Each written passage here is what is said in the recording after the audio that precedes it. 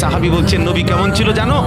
যার সারা অঙ্গ একসাথে দেখলে সবচেয়ে সুন্দর, প্রতি অঙ্গ আলাদা আলাদা দেখলেও সবচেয়ে সুন্দর। আরেকজনকে বলছে আপনি বলেন তো, আরেক সাহাবী বলছে আমি বলি যে নবী ছিলেন এমন যাকে একবার দেখলে আবার দেখতে মন চায়, দ্বিতীয়বার দেখলে প্রথমবারের চাইতে আরো সুন্দর মনে হয়, যত তারে দেখি তত সুন্দরই লাগে। তিনি ছিলেন আল্লাহ তাআলা মেরাজে, এই যে এই মাস 7 আসমানের উপরে আরশে আজিমে আল্লাহ তাআলা নবীকে নিয়ে গেলেন। যখন আরশের উপরে আল্লাহ তাআলা রাসূল সাল্লাল্লাহু আলাইহি সাল্লামকে দাঁড় করাইলেন, এইবার আল্লাহ বললেন বন্ধু কোনানে আনছি জানেন? আপনি জানেন কোথায় আনছি আপনারে?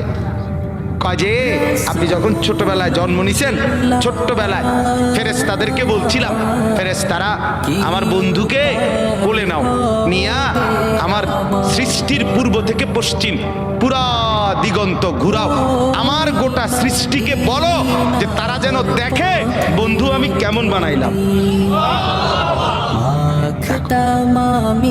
দেখ আসমান দেখো, জমিন দেখো, বন্ধু আমি কেমন বানাইলাম। নাক দেখো, চোখ দেখো, ঠোঁট দেখো, মুখের চাহনি দেখো, চেহারার রং দেখো, চোখের পলক দেখো।